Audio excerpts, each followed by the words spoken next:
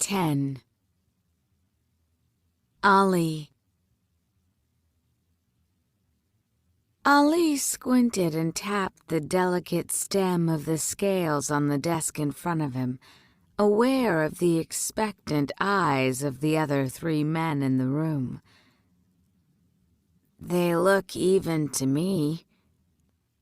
Rashid bent down to join him, the silver scale platters reflected in the military secretary's gray eyes. "It could be hexed," he offered in Gizaria. He jerked his head in the direction of Surosh, the Deva quarter's mutasib. He might have come up with some type of curse that would weigh the coins in his favor. Ali hesitated, glancing at Surosh. The mutasib, the market official in charge of exchanging Deva currency with the myriad others used in Daevabad, was trembling, his black gaze locked on the floor. Ali could see ash staining his fingertips. He'd been nervously touching the charcoal mark on his brow since they entered. Most religious Devas wore such a mark. It was a sign of their devotion to the Nahri's ancient fire cult. The man looked terrified, but Ali couldn't blame him. He had just been visited by the Qa'ed and 2 armed members of the Royal Guard for a surprise inspection. Ali turned back to Rashid. "We have no evidence," he whispered back in Gizaria. "I can't arrest a man with no evidence." Before Rashid could respond, the door to the office swung open. The 4th man in the room, Abu Nuwas, Ali's very gruff and very large personal guard, was between the door and the prince in a moment, his Zulfikar drawn. But it was only Kaveh, not looking particularly impressed by the enormous Gaziri warrior. He peered under one of Abu Nuwas's large raised arms, his face turning sour when he met Ali's eyes. "Qa'ed," he greeted him flatly. "Do you mind telling your dog to back down?" "It's fine, Abu Nuwas," Ali said before his guard could do something rash. "Let him in." Kaveh stepped over the threshold. As he glanced between the glittering scales and the frightened mutasib, a hint of anger crept into his voice. "What are you doing in my quarter?" "There have been several reports of fraud coming out of here," Ali explained. "I was just examining the scales." "Examining the scales? Are you a wazir now?" Kaveh raised a hand to cut off Ali before he could reply. "Never mind. I've wasted enough time this morning looking for you." He beckoned to the door. "Come in, Mir-i Parvez, and give your report to the Qa'ed." There was some inaudible muttering from the doorway. Kaveh rolled his eyes. "I don't care what you heard. He doesn't have crocodile teeth, and he isn't going to eat you." Ali flinched, and Kaveh continued. "Forgive him. He's had a terrible fright at the hands of the jinn." We are all jinn. Ali bit back the retort as the anxious merchant came forward. Mir-i Parvez was thick-set and older, beardless like most Deva. He was dressed in a gray tunic and loose dark trousers, the typical garb of Deva men. The merchant pressed his palms together in greeting, but kept his gaze on the floor. His hands were shaking. "Forgive me, my prince. When I learned you were serving as Ka-Ed, I did not want to trouble you." "It's the Ka-Ed's job to be troubled," Kaveh cut in, ignoring Ali's glare. "Just tell him what happened."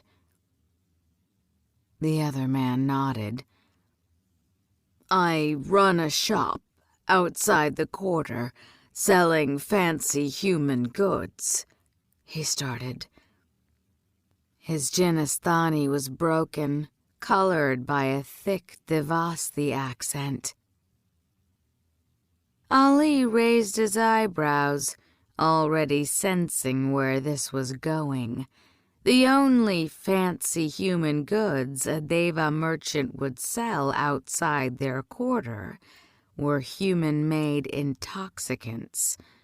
Most jinn had little tolerance for human spirits, and they were banned by the holy book anyway, so it was illegal to sell them in the rest of the city. The Devas had no such qualms and freely traded in the stuff, peddling it to foreign tribesmen at greatly inflated prices. The man continued. "I've had some trouble in the past with jinn. My windows smashed. They protest and spit when I pass by. I say nothing. I don't want trouble." He shook his head. "But last night, these men break into my shop while my son is there and smash my bottles and set fire to everything. When my son tried to stop them, they hit him and cut his face. They accused him of being a fire worshipper and said he's leading jinn to sin." Not exactly false charges. Ali refrained from saying so, knowing Kaveh would go running to his father at the slightest whisper of injustice against his tribe. "Did you report this to the guard in your quarter?" "Yes, Your Majesty," the merchant said, bungling his title, his Jinnistani growing worse as he got upset. "But they do nothing. This happens all the time and always nothing. They laugh or make report, but nothing changes." "There are not enough guards in the Deva neighborhoods," Kaveh interrupted, "and not enough diversity among them. I've been telling Wajed this for years." "So you requested more soldiers from Wajed, just not ones that look like him," Ali replied, though he knew Kaveh had a point. The soldiers patrolling the markets were often the youngest, many straight from the sands of Am-Gazira.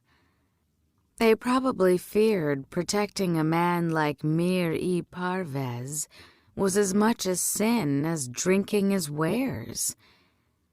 But there was no easy solution. The bulk of the military was Gaziri, and they were already stretched thin. "Tell me, whose district do I take these soldiers from, Kaveh?" Ali pressed on. Should the Tukharistanis go without so the Devas feel safer selling liquor? The allocation of the guard is not my realm of responsibility, Prince Alizaid. Maybe if you took a break from terrorizing my mutasib. Ali straightened up and came around the table, cutting off Kave's sarcastic remark. Mir-e-Parvez actually stepped back, giving Ali's coppery Zulfikar a nervous look. By the Most High, were the rumors surrounding him really that bad?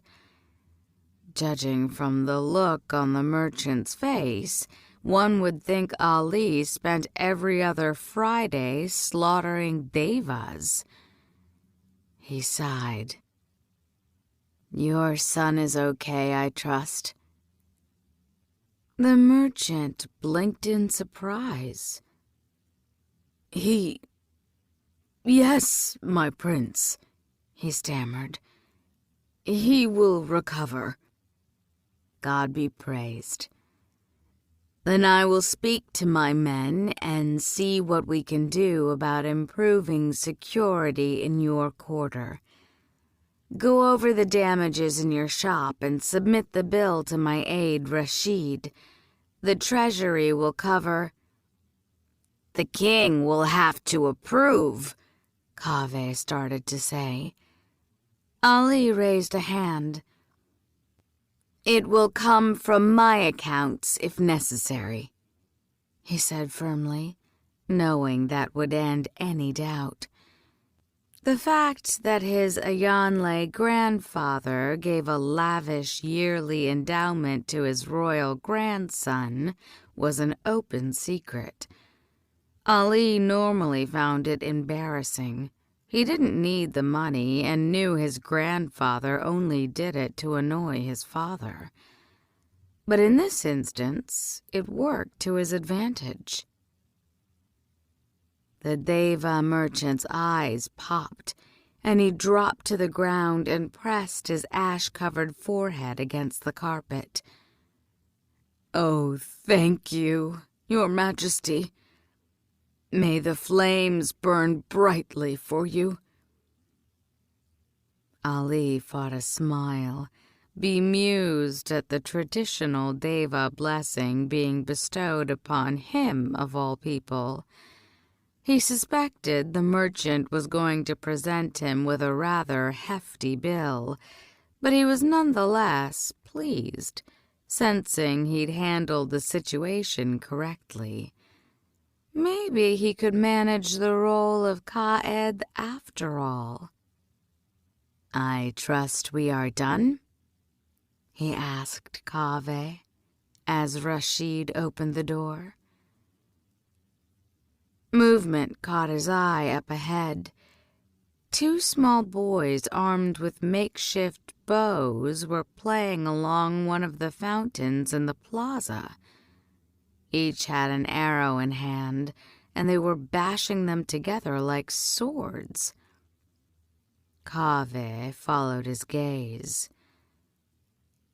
Would you like to join them, Prince Alizaid?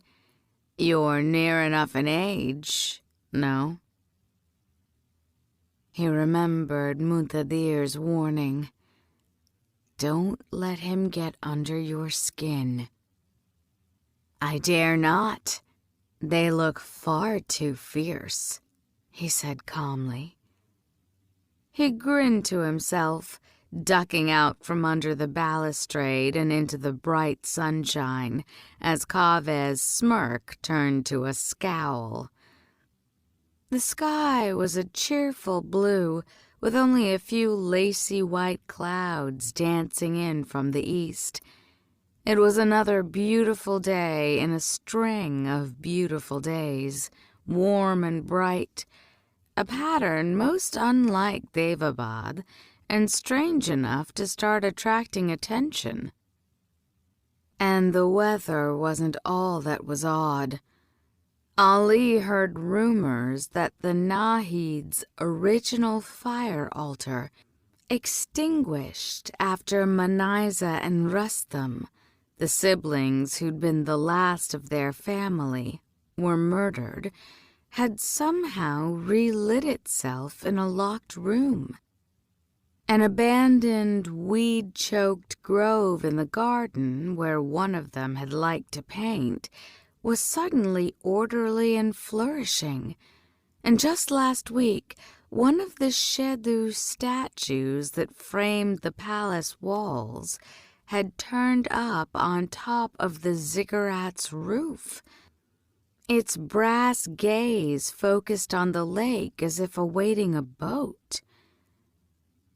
Then there was that mural of Anahid. Against Muntadir's wishes, Ali had it destroyed, yet he walked past it every few days, nagged by the sense that there was something alive beneath the ruined facade. He glanced at Kaveh, wondering what the Grand Wazir made of the whispers coming from his superstitious tribe. Kaveh was an ardent devotee of the fire cult, and the Pramukh family and the Nahids had been close. Many of the plants and herbs used in traditional Nahid healing were grown on the Pramukh's vast estates. Kaveh himself had originally come to Daevabad as a trade envoy, but had risen quickly in Ghassan's court, becoming a trusted advisor, even as he aggressively pushed for Deva rights. Kaveh spoke again. "I apologize if my girls made you nervous the other week. It was meant as a gesture of kindness."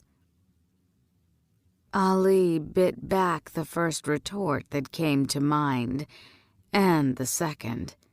He was unused to this type of verbal sparring. "Such gestures are not to my taste, Grand Wazir," he finally said. "I would appreciate it if you remember that for the future." Kaveh said nothing, but Ali could feel his cold stare upon him as they continued to walk. By the Most High, what had he done to earn this man's enmity? Could he truly think Ali's beliefs represented that much of a threat to his people? It was an otherwise pleasant stroll. The Deva quarter a far lovelier sight when he wasn't dashing through it pursued by archers. The cobbled stones were perfectly even and swept. Cypress trees shadowed the main avenue, broken up by flower-filled fountains and potted barberry bushes. The stone buildings were finely polished, their thatched wooden screens neat and fresh. One would never guess that this neighborhood was among the oldest in the city. Ahead, a few elderly men were playing chatrang and sipping from little glass vials, probably filled with some human intoxicant. Two veiled women glided from the direction of the Grand Temple. It was an idyllic scene, at odds with the filthy conditions in the rest of the city. Ali frowned.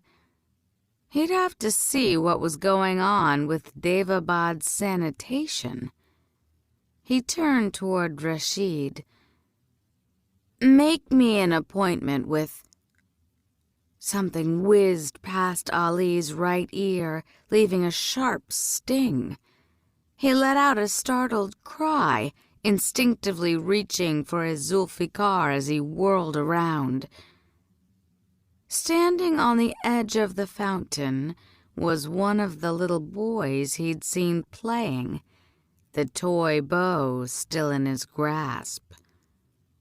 Ali immediately dropped his hand. The boy looked at Ali with innocent black eyes. Ali saw he had used charcoal to draw a crooked black arrow on his cheek. An off-sheen arrow. Ali scowled. It was just like the fire worshippers to let their children run around pretending to be war criminals. He touched his ear and came away with a smear of blood on his fingers. Abu Nuwas pulled free his Zulfikar and stepped forward with a snarl, but Ali held him back. "Don't. He's just a boy." Seeing that he wasn't going to be punished, the boy gave them a wicked grin and jumped off the fountain to flee down a twisting alley. Kave's eyes were bright with mirth. Across the plaza, a veiled woman held a hand across her hidden mouth, though Ali could hear her giggle. The old men playing chaturang had their eyes fixed on their game pieces, but their mouths twitched in amusement. Ali's cheeks grew warm with embarrassment. Rashid stepped up to him. "You should have the boy arrested, Qaed," he said quietly in Gizaria. "He's young. Give him to the Citadel to be raised properly as one of us. Your ancestors used to do so all the time." Ali paused, nearly taken in by Rashid's reasonable tone, and then he stopped. How is that any different from pure-blood stealing shafit children? And the fact that he could do it, that Ali could snap his fingers and have a boy kidnapped from the only home he'd ever known, wrested from his parents and his people? Well, it suddenly explained why someone like Kaveh might look upon him with such hostility. Ali shook his head, uneasy. "No. Let's just go back to the Citadel." "Oh, my love, my light, how you have stolen my happiness." Ali let out a grumpy sigh. It was a beautiful night. A thin moon hung over Daevabad's dark lake, and stars twinkled in the cloudless sky. The air was fragrant with frankincense and jasmine. Before him played the city's finest musicians.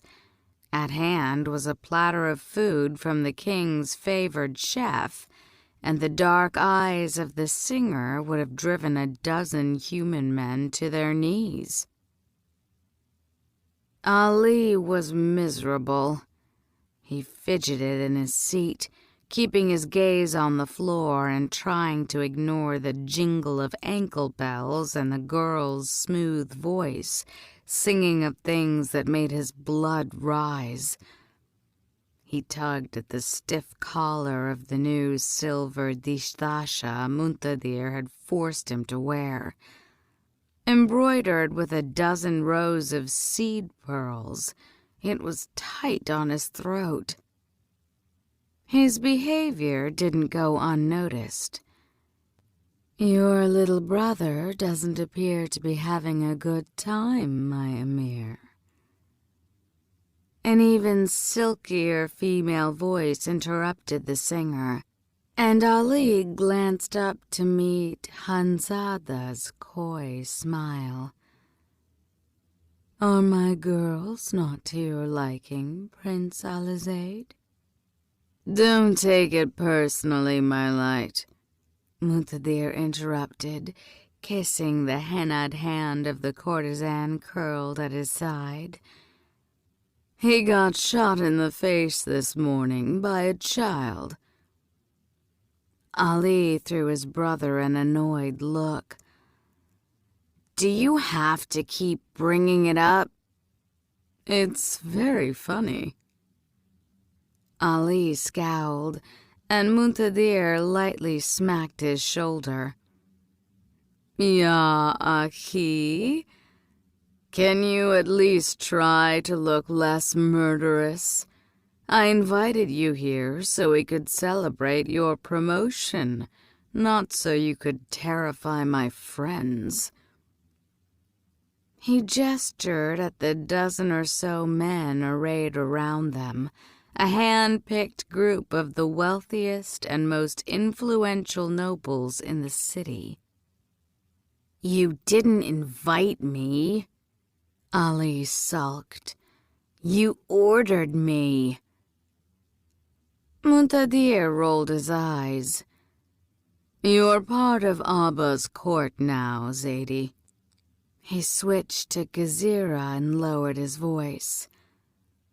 "Socializing with these people is part of it. Hell, it's supposed to be a perk." "You know how I feel about these—" Ali waved his hand at a nobleman giggling like a little girl, and the man abruptly shut up. "Debaucheries!" Muntadir sighed. "You need to stop talking like that, Akhi." He nodded at the platter. "Why don't you eat something? Maybe the weight of some food in your stomach will drag you off your high horse." Ali grumbled but obeyed, leaning forward to take a small glass of sour tamarind sherbet. He knew Muntadir was just trying to be kind, to ease his awkward, citadel-raised little brother into court life. But Hanzada's salon made Ali terribly uncomfortable. A place like this was the epitome of the wickedness Anas had wanted to eradicate in Daevabad. Ali stole a glance at the courtesan as she leaned in to whisper in Muntadir's ear. Hanzada was said to be the most skilled dancer in the city, hailing from a family of acclaimed Agnivanshi illusionists. She was stunning. Ali would admit that. Even Muntadir, his handsome older brother, famous for leaving a string of broken hearts in his wake, had fallen for her. I suppose her charms are enough to pay for all this. Hanzada's salon was located in one of the city's most desirable neighborhoods, a leafy enclave nestled in the heart of the Agnivanshi Quarter's entertainment district. Her home was large and beautiful, 3 floors of white marble and cedar-screened windows that surrounded an airy courtyard with fruit trees and an intricately tiled fountain. Ali would have seen the entire place razed to the ground. He despised these pleasure houses. It wasn't enough that they were dens of every vice and sin imaginable, put on brazen public display. But he knew from Anas that most of these girls were shafit slaves stolen from their families and sold to the highest bidder. "My lords?" Ali looked up. The girl who had been dancing stopped before them and bowed low to the ground, pressing her hands on the tiled floor. Though her hair had the same night-black sheen as Hanzada's, and her skin shimmered like a pureblood, Ali could see round ears beneath her sheer veil. Shafit. "Rise, my dear," Muntadir said. "Such a pretty face does not belong on the floor." The girl stood and pressed her palms together, blinking long-lashed hazel eyes at his brother. Muntadir smiled, and Ali wondered if Khanzada would have some competition tonight. His brother beckoned her closer and hooked a finger into her bangles. She giggled, and he removed one of the strands of pearls that looped his neck, playing at placing it over her veil. He whispered something in her ear, and she laughed again. Ali sighed. "Perhaps Prince Alizade would like some of your attention, Rupa?" Khanzada teased. "Do you like your man tall, dark, and hostile?" Ali shot her a glare, but Muntadir only laughed. "It might help your attitude, Ahi," he said as he nuzzled the girl's neck. "You're too young to have sworn off them completely." Khanzada pressed closer to Muntadir. She trailed her fingers down his waist strap. "And Gaziri men make it so easy," she said, tracing the pattern embroidered on the hem. "Even their garments are practical." She grinned and removed her hand from his brother's lap to run it down Rupa's smooth face. "She looks like she's evaluating a piece of fruit at the market." Ali cracked his knuckles. He was a young man. He'd be lying if he said the pretty girl didn't stir him, but that only made him more uneasy. Khanzada took his disdain the wrong way. "I have other girls if this one doesn't suit your interest. Boys as well," she added with a wicked grin. "Perhaps such an adventurous taste runs in the—" "Enough, Khanzada," Muntadir cut in, a note of warning in his voice. The courtesan laughed and slid into Muntadir's lap. She pressed a wineglass to his lips. "Forgive me, my love." The humor returned to Muntadir's face, and Ali looked away, his temper rising. He didn't like to see this side of his brother. Such profligacy would be a weakness when he was king. The Shafit girl looked between them, as if awaiting orders. Something in Ali snapped. He dropped his spoon, folding his arms across his chest. "How old are you, sister?" Rupa looked again to Khanzada. "I am sorry, my lord, but I do not know." "She's old enough," Khanzada interrupted. "Is she?" Ali asked. "Well, I'm sure you would know. You'd be certain to get all the details of her pedigree when you bought her." Muntadir exhaled. "Simmer down, Zaidi." But it was Khanzada who grew irate. "I do not buy anyone," she said, defending herself. "I have a list of girls wishing entrance to my school as long as my arm." "I am certain you do," Ali said scornfully. And how many of your customers must they sleep with to get off this list? Khanzada straightened up, fire in her tin-colored eyes. Excuse me?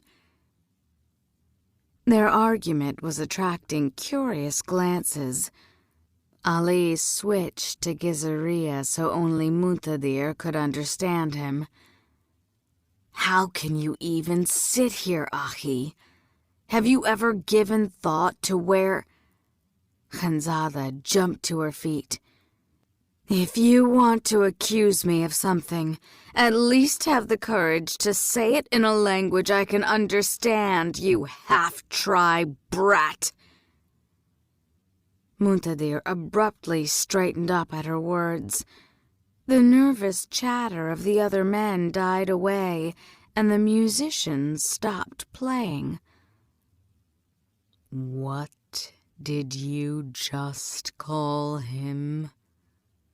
Muntadir demanded. Ali had never heard such ice in his voice. Khanzada seemed to realize she had made a mistake. The anger vanished from her face, replaced by fear. I only meant... I don't care what you meant, Muntadir snapped. How dare you say such a thing to your prince? Apologize. Ali reached for his brother's wrist. It's fine, Dhiru. I shouldn't have... Muntadir cut him off with a raised palm. Apologize, Khanzada, he repeated. Now. She quickly pressed her palms together and lowered her eyes. Forgive me, Prince Alizaid. I did not mean to insult you. Good. Muntadir shot a look at the musicians so reminiscent of their father, it made Ali's skin crawl. What are you all staring at?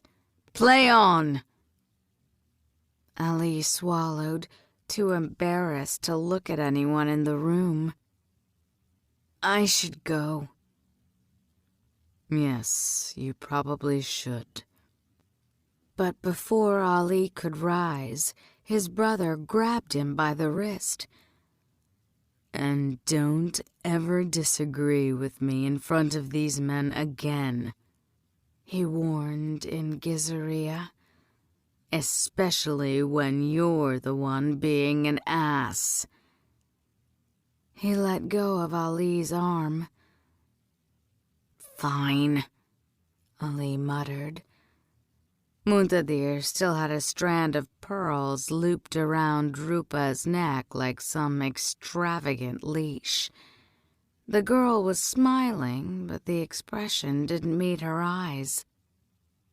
Ali pulled a heavy silver ring off his thumb as he stood up. He met the shafit girl's gaze and then dropped the ring on the table. My apologies. He took the dark steps that led to the street 2 at a time, struck by his brother's swift response. Muntadir clearly hadn't agreed with Ali's behavior, but had still defended him, had humiliated his own lover to do so. He hadn't even hesitated. We are Gaziri. It's what we do. Ali was just clear of the house when a voice spoke up behind him. Not quite to your taste. Ali glanced back. Jamshid-e Pramukh lounged outside Khanzada's door, smoking a long pipe. Ali hesitated. He didn't know Jamshid well. Though Kave's son served in the royal guard, he did so in a Deva contingent whose training was segregated and purposefully inferior. Muntadir spoke highly of the Deva captain, his bodyguard for over a decade and his closest friend.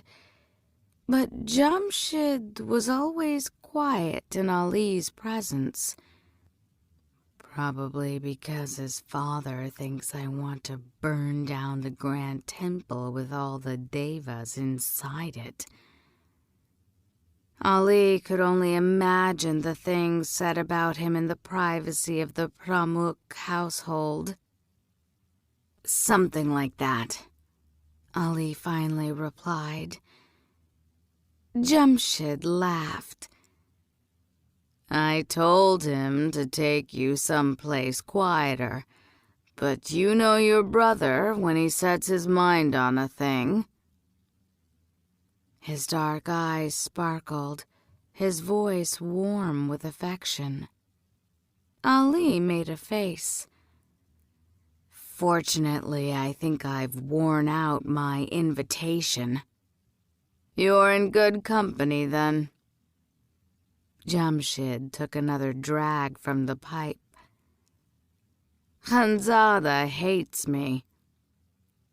Really? Ali couldn't imagine what the courtesan would have against the mild-mannered guard. Jamshid nodded and held out the pipe, but Ali demurred. I think I'll just head back to the palace. Of course. He motioned down the street. Your secretary's waiting for you in the Maidan. Rashid? Ali frowned. He didn't have any further business this evening that he could recall. He didn't get around to offering his name. A hint of annoyance flickered in Jamshid's eyes, gone in a moment. Nor did he want to wait here. Odd. Thank you for letting me know. Ali started to turn away. Prince Alizade? When Ali turned back, Jamshid continued. I'm sorry for what happened in our quarter today. We're not all like that. The apology took him aback. I know, Ali replied, unsure of what else to say. Good. Jamshid winked. Don't let my father get to you. It's a thing at which he excels. That brought a smile to Ali's face. Thank you, he said sincerely. He touched his heart and brow. Peace be upon you, Captain Pramuk. And upon you peace.